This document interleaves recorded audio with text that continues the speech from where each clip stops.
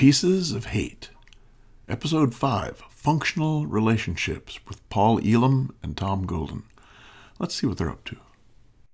Good morning, good evening, good afternoon, wherever you are in the world. I am Paul Elam with a voice for men, and I am joined, as always, by Mr. Tom Golden, LCSW of MenAreGood.com. Hi, Tom. How you doing? Hey, Paul. I'm doing good. How about yourself? Oh, man, I can't complain. Well, but we're going to field some complaints probably after this talk. I think so. Probably so. I think so. There's a trigger warning for the more sensitive among the red pill crowd. We're going to have a conversation that I'm going to guess in about 10% of the crowd won't be very popular, but we're going to have it anyway because that's how we roll. Tom, why don't you tell us what we're doing here? Well, I think we're going to talk about healthy relationships. Oh my God, no! And Paul, you have done some great videos on this, and maybe you can kind of summarize what you said in those videos to sort of set us up for what we're going to talk about tonight. Okay. Yeah. This is going to be healthy relationships from a red pill perspective. Yes. And of course, now there is going to be some in the crowd that see that concept as contradictory. Yes. However, I feel like I'm qualified red pill. I feel like the guy I'm talking to right now is qualified red pill. And we both happen to be in long-term relationships.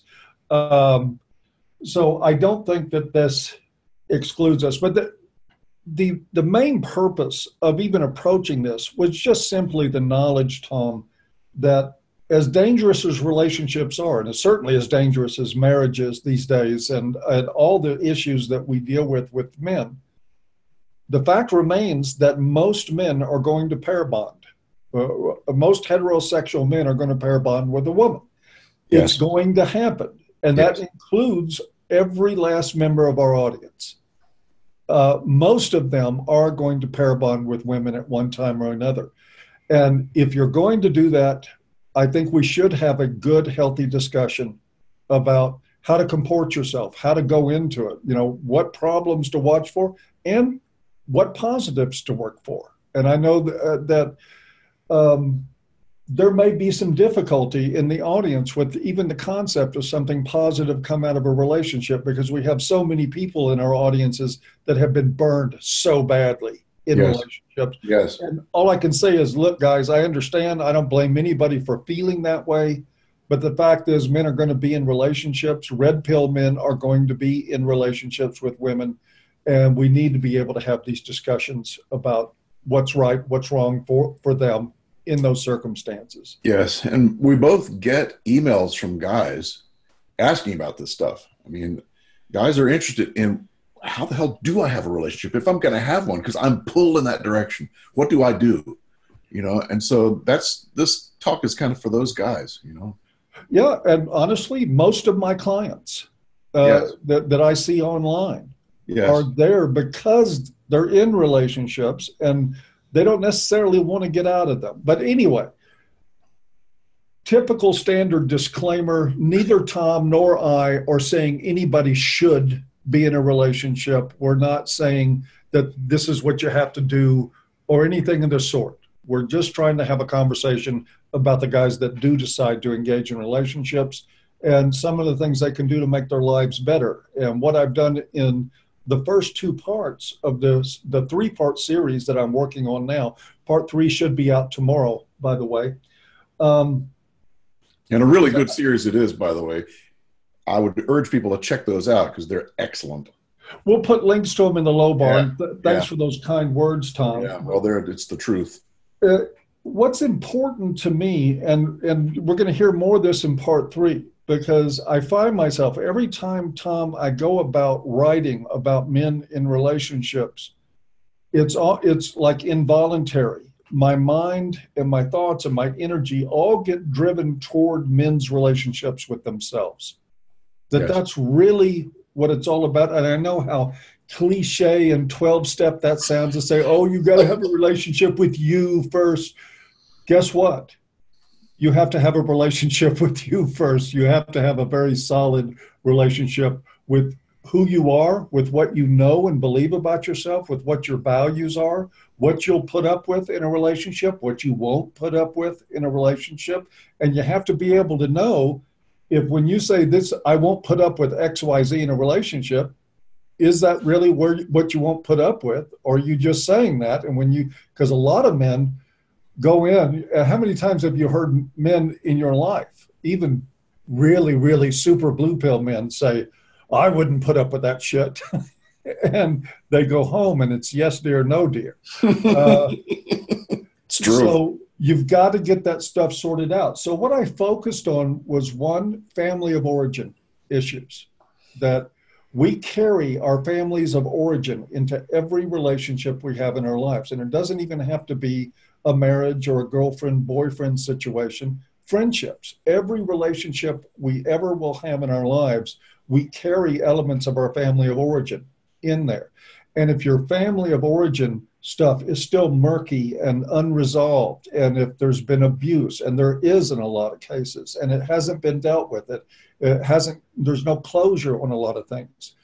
If relationships between a child and parents were very dysfunctional, and there's no closure on that, there's no sorting it out, then those very things get carried into every relationship you have. So that's why I said first, in working on yourself, clear up your business with your family of origin. And we all have business with our families.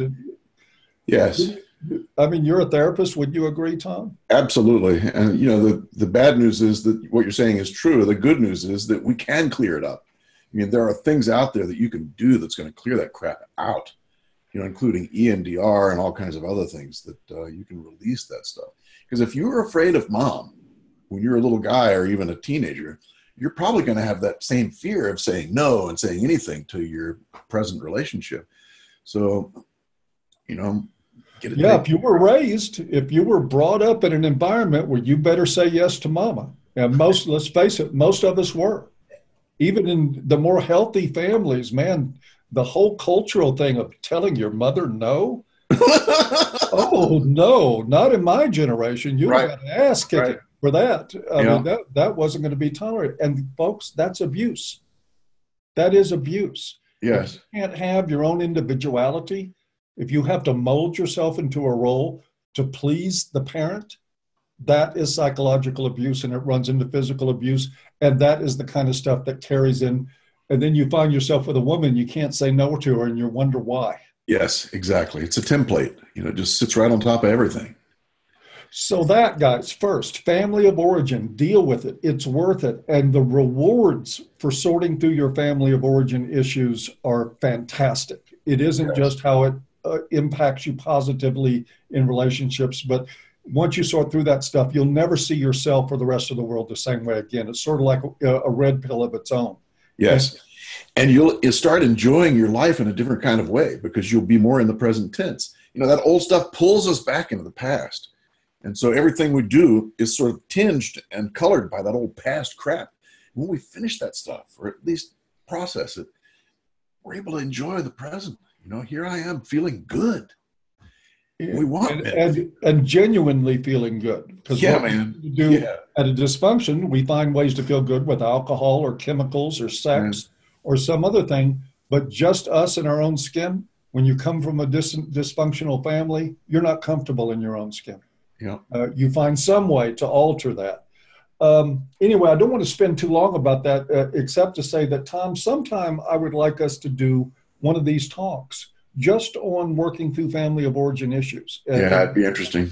If you're open to that. Absolutely. Absolutely. So critical for men. Yeah, it is. No one has really ever lent a hand to men to understand how to do that crap. No, they don't. They market that stuff to women. They don't sell it to men at all. And unfortunately, like in the red pill community, which as great as the information is, talking about family of origin isn't something that happens a whole lot. We talk about men's current relationships and their current place in the world and dealing with women, but we don't talk a lot about the path that got them there, except in a big cultural context. Yes. And that's not enough. So I do want to come back and visit that. There were two more parts to what I really tried to stress in the first two parts of this series. One is to ditch the idea of romantic love. And that, I think, that's a really tough one, and it deserves some explanation, but let me just go into that for a moment.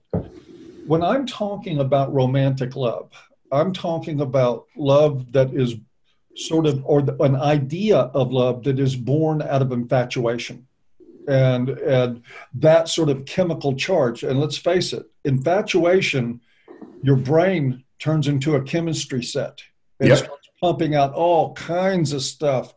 And it's a state of unreality. It's almost like a state of psychosis. You look at a person and you think, oh my God, this person completes me. This is the missing piece from my life. And she's perfect. She could never do anything wrong. And she would never hurt me. She would never, ever lie to me. She would never cheat on me. She would never take my money. She would never abuse me or exploit me. And then we take that state of stupidity and we try to create it for the next 30 years with the same person. Yeah. And it may be stupidity, but it feels damn good. Oh, sure. At the time, man. It feels good. And I tell my clients all the time, man, drive that bitch like you stole it. It feels good. That's great, man. There's nothing wrong with enjoying infatuation. Yes. But when you put the expectation that that's going to last, forget it. Or that she's never going to develop a razor sharp tongue and start cutting you down, or she's never going to start treating you like you're not quite doing enough, which I know no man identifies with that from women at all. Yes, or cut off the sexuality. Love, to me, is something that happens over a long period of time and after resolving a lot of conflicts. Exactly. It's not that you fall in love with somebody and then you successfully nurture that and develop it and make it permanent for the rest of your life. It just doesn't work that way. So when I say forget romantic love, I'm just saying, remember the whole time you meet somebody that they're a human being, that they're going to disappoint you, that you're by the way, flawed too. And this is going to come out. And that if you don't put stock in them romantically, but rather you put in stock in them as a human being, then you're going to be subject to a lot less disappointments. And you're not living in a fairy tale land. Living in a fantasy land about who a person is or what a relationship is kills people.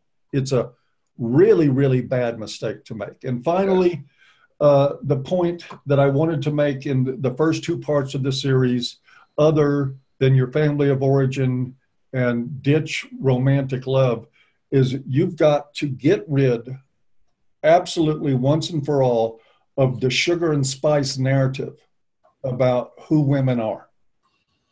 And give me just a few seconds with that, because that's a little complicated too. Look, poetry, fairy tales, they're an extension. They're what they are is they're telling you what our culture believes a lot of times, or the moral lessons and everything. And so you have snips and snails and puppy dog tails. That's boys. That's what little boys are made of. And what are little girls made of? They're made of sugar and spice and everything nice.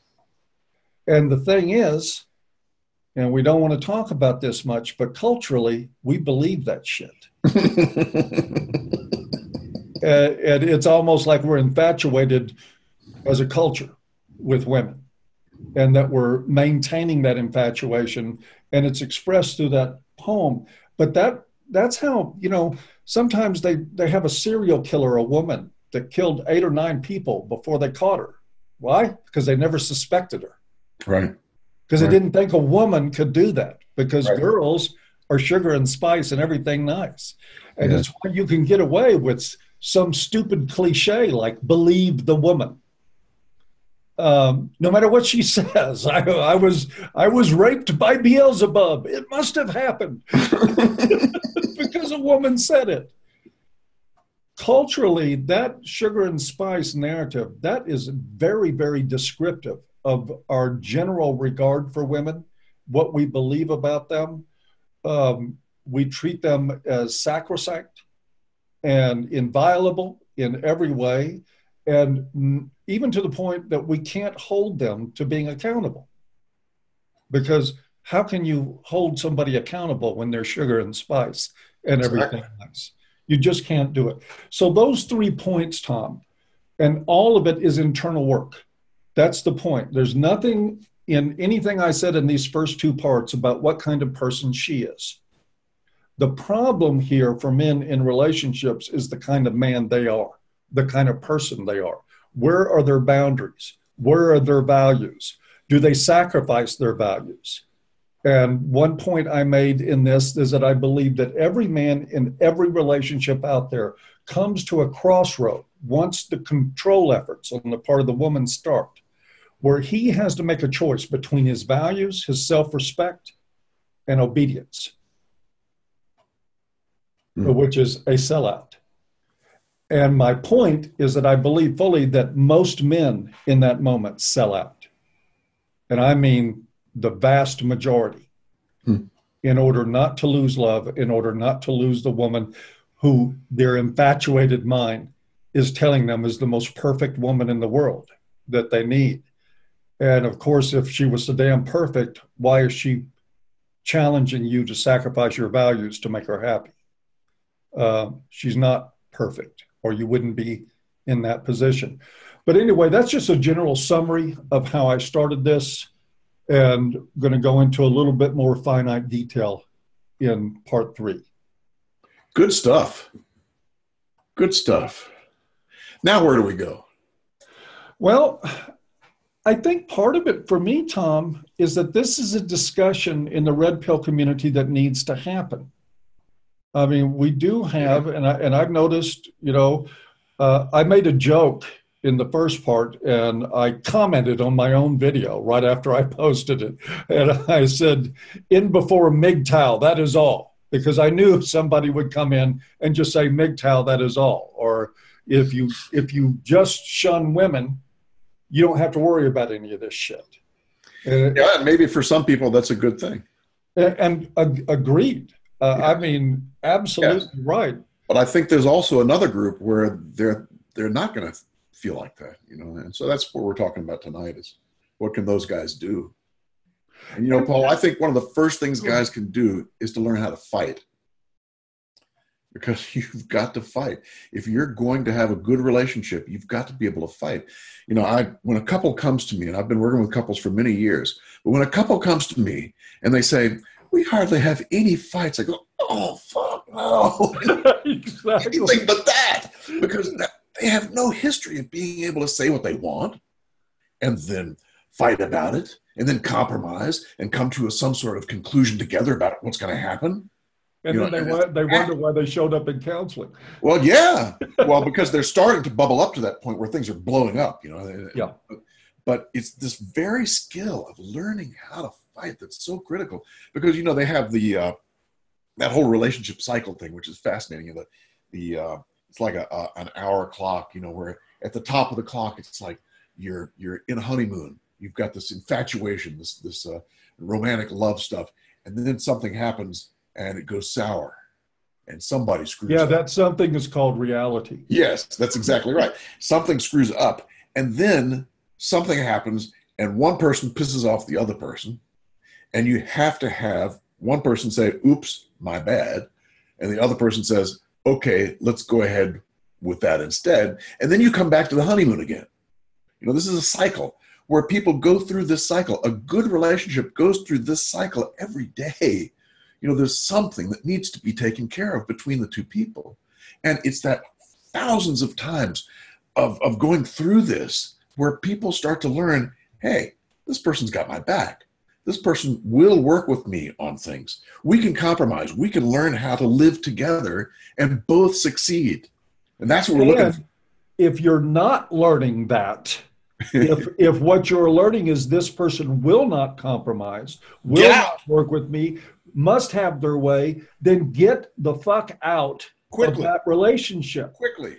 You're wasting your time. Exactly. Unless you want a life of always surrendering to someone else's whims. Yeah.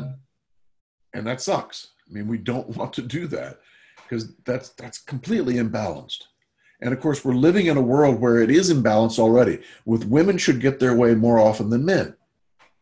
And And what really pisses me off is that our whole culture now has taken that imbalance and made it even worse by saying, oh, women have been oppressed. And it's the men who did the oppressing. So what before in the 1950s, it was this delicate balance in relationships. Now has become a lopsided scale, where the guy has to try 10 times harder, to be able to keep things equalized. Because you're a man. You blah, blah, blah, blah, blah. You know how that goes. So, the guys out there have to work harder at this because we are at a disadvantage. We're at a disadvantage because in the natural course is that women are expected to get more and you're supposed to do the getting for her. And now it's gotten even worse by saying that they're oppressed, which is crazy. This is crazy. It's insane. It brings women into relationship feeling resentful of their partner before they get started. And entitled. Yes, it's crazy. And if you're starting a relationship where one person feels like you're an oppressor and that and the other person is entitled to your deference because you're a historical oppressor, that's not a relationship worth starting. It's not. It's bullshit. The other point that I want to make about that, Tom, about the fighting. Yeah. And this one is really near and dear to my heart. I agree, couples need to learn how to fight. Yes. What I really want to say is men need to learn how to fight. Yes, Men exactly. do not know how to fight with women. Exactly. When it comes to it, guys, look, if you listen to my work, I've said a million times, I've just sang the laurels of men's accomplishments throughout history and art, literature, architecture, science, anything you can think of. Civilization itself is a product of masculinity. But the fact of the matter is that modern men in 2018, the average man is absolutely without tools and without skills when it comes to arguing with women. Yes. They get wasted by women in arguments. Women will have them on their knees apologizing, saying they were wrong about everything, because guys have nothing in their personality that even allows them. You're not allowed to fight with women as a man. Right. That's a bad thing. So we've got that training in us. Yes. And so we don't get any practice. And by the time you're 25, 30 years old, a woman can talk circles around you completely and have you scratching your head wondering what the hell happened. Never hit a girl. Never hit a girl. and don't even make one feel like you might hit her. That's right. And don't defend yourself. Yes. Because that's the message, because real men don't defend themselves. And Yes. I'm telling you guys, if you want to have any shot, I believe this anyway, I can't say it empirically, but it is my opinion. If you want to have a shot at any kind of functional relationship with a woman, you better know how to fight. Yes. Yes. And that means knowing how to draw lines in the sand, knowing how to cut through bullshit, knowing how to say, no, that's not what I said, and I'm not going to let you mischaracterize what I said. Right. And you're going to have to be able to shut her down with a smile on your face. Exactly. It's the smile that's important. Don't take the bait. The bait, I've seen it over and over again. The women know just what to do to get the guy completely pissed off. And he blows up. He's, you fucking bitch. Oh, God. You're just, again.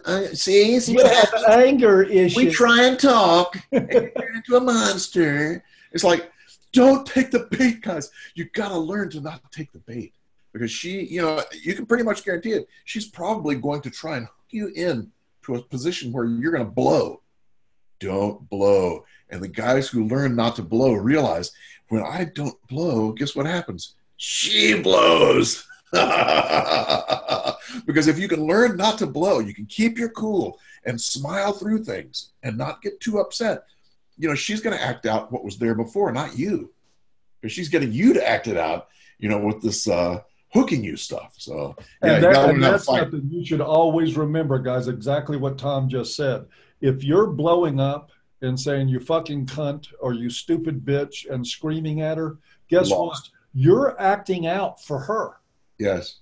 Yes. You're doing her bidding. She planned this. So guess what? Now she gets to say, it's all about your anger. Yep. Use her. Just like the oppressor I knew you were when we got together. He needs anger management. You need anger management. I have no issues. I couldn't have done anything wrong because you're an abuser. That's You're the one who gets upset. That's how a lot of women win those fights. And Absolutely. when you take that from them, Tom's right about that too. See what happens when you go, okay, whatever. Exactly.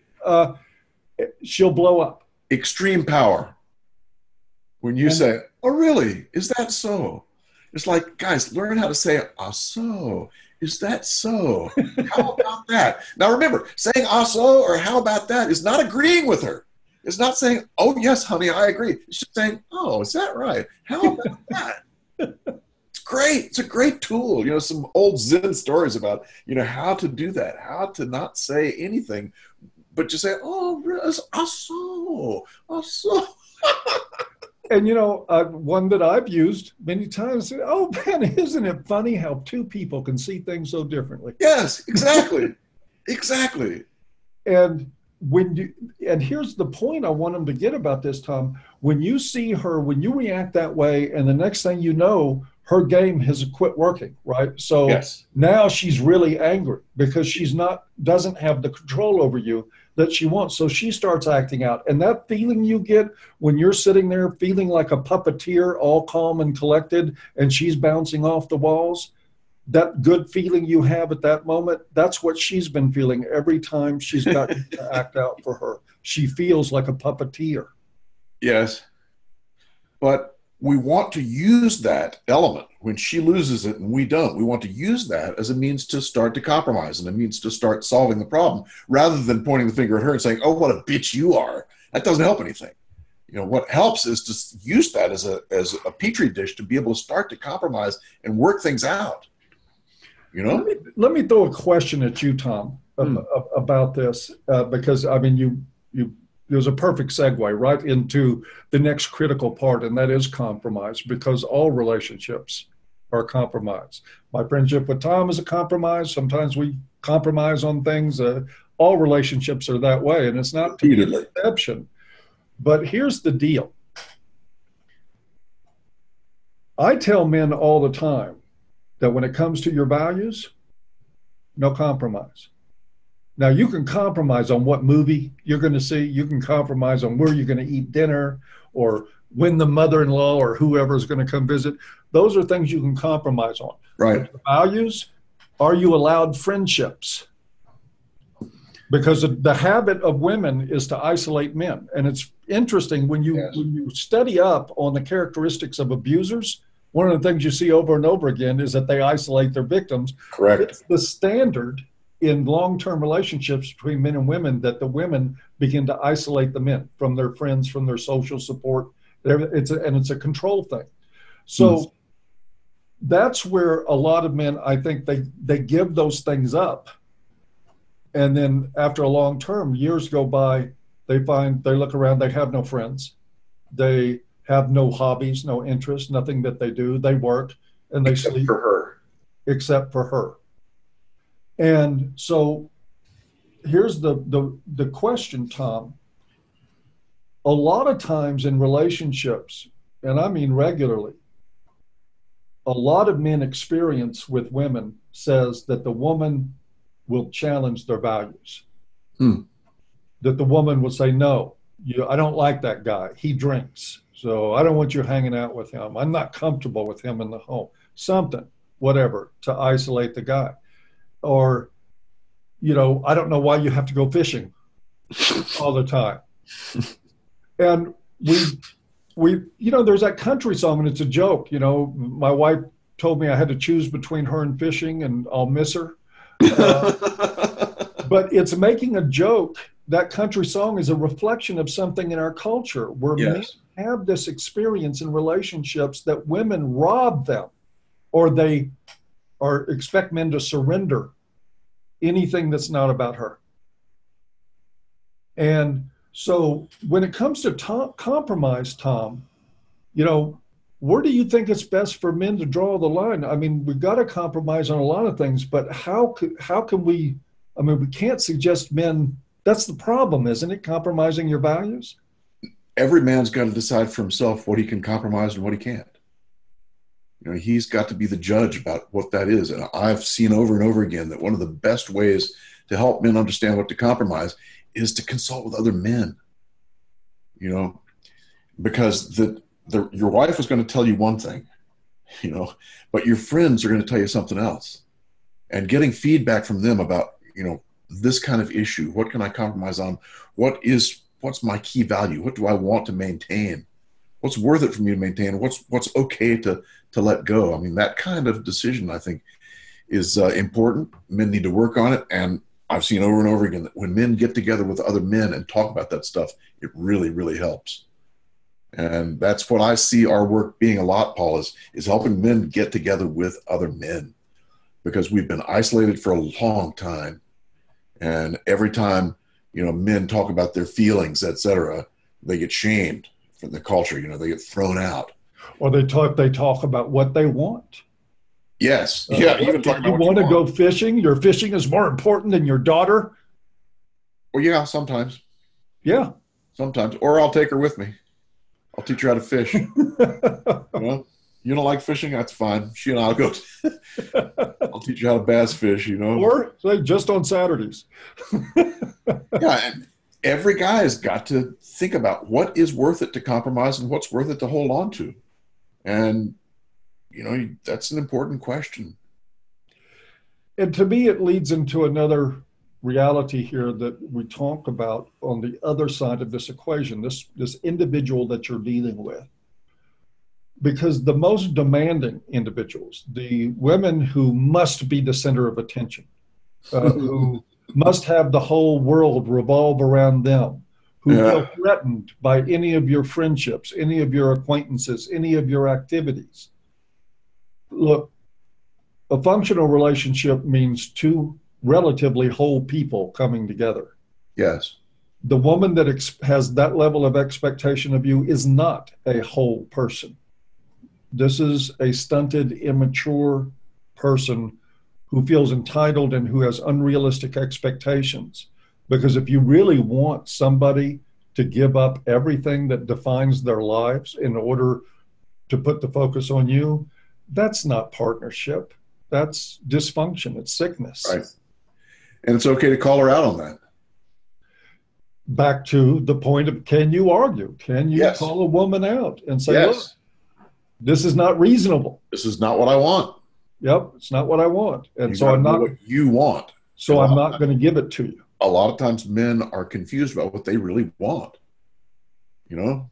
I find my job with men in couples is to really coach them on the hell do you really want? What do you want? Because once he says, I want this, this, and this, he can go to her and say, okay, I want this, this, and this.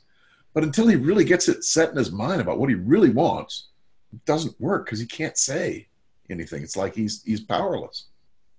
So what do you think is the magic bullet, Tom, for men to get from where most men are, where most blue pill men are, which is, I just want to make her happy and I want some peace. And so if I got to give this up or give that up or sacrifice a friendship, whatever, I'll do it because I don't want the conflict. I want peace in my home, which, I think it's a very unusual concept of what peace is about.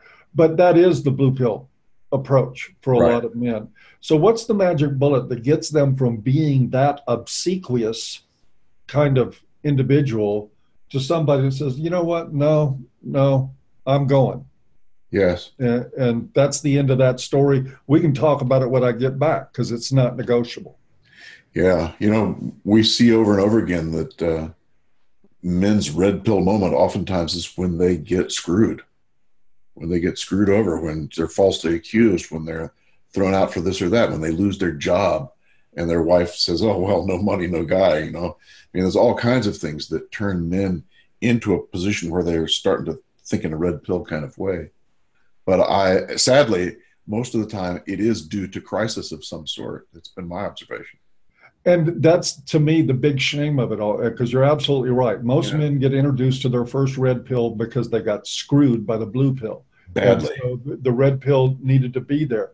Yes. But what I'm saying is that if you're in that arrangement where you're having to claw and scratch just to have any ounce of self-respect or identity, you're already screwed. You don't have to wait for her to get a lawyer. when you're in that situation. You don't have to wait for an accusation to come your way. Yeah. When you're in this totally imbalanced relationship, Tom talked about people coming together, some sense of equity between the two of them. But when you're like this the whole time, you're already fucked. Yes. And it's just a matter of time till the other shoe drops. Yes. And then you find the red pill. So I'm just trying to, how do we get into maybe find that red pill just by recognizing that the situation they're in is shitty to begin with? Keep doing videos, Paul. I'm trying, brother. I'm trying. Doing videos. I think that men need to know, too, that there are women out there that are good in relationships, that they do exist, although they are much more scarce, I think, than, I don't want to even put a number on it, but they're scarce. And you've got to be clever in looking. You have to be clever in looking, because then the first thing I would say for men is to look for women who came from an intact family, with both mom and dad there, and she has a good relationship with dad. If she has a good relationship with her father, you're probably going to be on a pretty good place. You never know, though. I mean, that's not a sure thing. Well, I was going to say, just don't stop there. I mean, certainly Yes. Look at her family of origin big time. He's absolutely dead on about that, but there's a lot longer list that follows Yes. that. Thank you. You're Certainly, right. like if she came from an intact family, but she works in a titty bar, unless you're thinking one night or something like that, that's There you probably go. not going to work for you. Part of my question about this, though, Tom, is that I have a somewhat different perspective. Yeah. Yes, I agree. There are women out there with potential. I don't think, or of course, there's always going to be a handful of unicorns out there. I think one of them is in Zimbabwe, the other is in Eastern. But aside from the unicorns, you have women that are hopeless, and you have women that might be taught how to treat a man with dignity, how to set aside misandry, and how to eat some of our own gynocentrism. But they don't just know that for the most part. So what I say, my opinion is that men should approach this as though the only thing they're going to find, or that they're likely to find with enough screening and enough work, is a woman who has the potential to not be an absolute fucking ass in a relationship. And I know that's cold sounding, but Yeah. Barney's trying to get in the door. you got to let Barney in, man. I closed the door because they were making noise out there, but Oh, he's man. banging on Well, the door now, wants to get in. remember, Barney's a pit bull, man. Don't say no. Let me in. Woo. I've seen Barney. He can I do think pretty much. I'm probably a little more optimistic than you are. I think that I think there's more unicorns out there that they're Okay. there. If you can learn to say no, if you can learn to work with someone, and man, if you have a relationship and you start to work with them and you say no about something and she can't handle it, get the hell out. Find a woman who can deal with you, and it's a boon. I mean, the benefits of having a long-term relationship are huge. It's just huge. Having a partner, a good partner who you can work with. I worked with widowed people for years. They all said the same thing. What's the worst thing about this? They say the worst thing about this is that I lost the person who knew my story. And that's the real glue of a long-term relationship, is that you are in it together. You've got this shared history together, and you've got this thousands and thousands of times where you have compromised with each other and you have worked things out. And it's a good thing. It's a really good thing. It's very, very helpful for us. And I probably shouldn't have derailed us. I mean, what your point was, and you're right, there are positives in relationships. And I know that's absolutely forbidden to say. Yeah, well, you have one. You have a good relationship. I have a good relationship. Yeah. That does not mean that I have a romantic heartthrob. It doesn't mean a lot of things, but what it does mean is that I call it a sturdy, functional relationship. There's trust there. There's friendship there. Yes. There's a sense of camaraderie. Yes, there's exactly. a sense that if I'm sick, I won't be alone. Exactly. That sort of thing. And those things are real positives. And you'll bust your ass if she's sick too, Absolutely. Absolutely. And it goes both ways. That's whatever what you want, guys. You want it to go both ways, not a one-way valve. If it's a one-way valve, run like hell. And you know that early. Yes. And I want to say this, I'm going to say this again, guys. You know that early. Women can't hide who they are. Neither can we.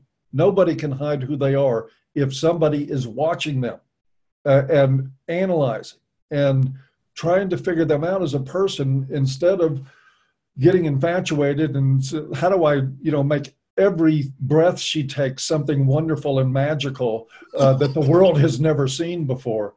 But in figuring out who they are, how do they handle the word no? How do they handle the expectation that your relationship is equal? Yes. How do they handle the fact that you matter? Yes. And if they don't, guys, you know it. You can know it in the first 2 weeks. You don't even have to wait till after the honeymoon. Test them. I tell guys all the time, tell them no. Find something to say no to. And women like it when you say no. For the most part, they do. The ones that don't, I'd say probably half of women, or maybe 40%, I'm guessing, that the moment they get it firmly in their head that they're not going to get their way about everything, probably about half of women are gone right at that point. Huh. And then it may take a few more times of hearing no for half of what remains to be gone. But hearing no consistently and proving that you can look in the mirror and say, you know what, he's right. This is about him too. Yes. We got it. Everything has to be a teamwork sort of deal, and there's going to be lots of compromise. If she can't do that, and you don't know it within the first 90 days, it's because you're not fucking looking, and you're not trying to know. Yes, and the other side of that is that he has to be able to deal with her saying no. It goes both ways. And when you can get it going both ways, that's when things happen that are good. And I don't think, honestly, again, I may be wrong, but I'm just going off of this anecdotally. I don't think most men have that much of a problem. I mean, we already have this sort of social setup where women are elevated and lauded for being independent and lauded for being able to say no. So hearing no from a woman from a lot of guys isn't something radical or new. And if you can't hear no from a woman that you want to be involved with, then you need to go back and work on yourself until you're ready to be in a relationship. Exactly. But I don't think most guys need to be told that. I think most guys would kill for a relationship where they could trust somebody and where it felt like both people mattered. Yes. Yes. Indeed. Maybe that's a good place to stop. Yeah, we'll stop there with the hope ever burning that some woman out there will hear this and go, "Oh, he matters too." Well, of course. And I think there's more that we haven't touched on, Paul. Maybe we should bring this back up again. Who knows? We can do that, and like I said, I'd like to do more on family of origin issues. Yeah, I think that's a good idea. That's a great big one. Yep. Anyway, that was fun. That was fun. I enjoyed it. I hope people can get something from it. Well, anything else before we sign off and say good night? Anything else? Yeah, come see me on Patreon. I could really use your support. We've got a forum now, a private forum for just the Patreon people on my Patreon site. It's really interesting. There's people from all over the world that are joining up and talking about things. It's kind of cool. That is awesome. Yes. And I also saw that you're having a group meeting through your Patreon. I did not go, but I just sort of, it's the same time yours is. So it's kind of. Yeah. So we're in competition. My group is better than Tom's group. I have to agree. But my forum's better than yours. All right. Well, since I don't have, I do have one, but anyway, Yes, please support Tom on Patreon. Also, if you're not supporting me, I appreciate that support. It takes time and effort to keep this content coming and to bring red pills to men who need them. Yes. And with that, I guess we'll sign off for this time. Good, man. Men are good, as are you. Yes, you are. All right. Bye-bye. We'll see you guys. Bye-bye.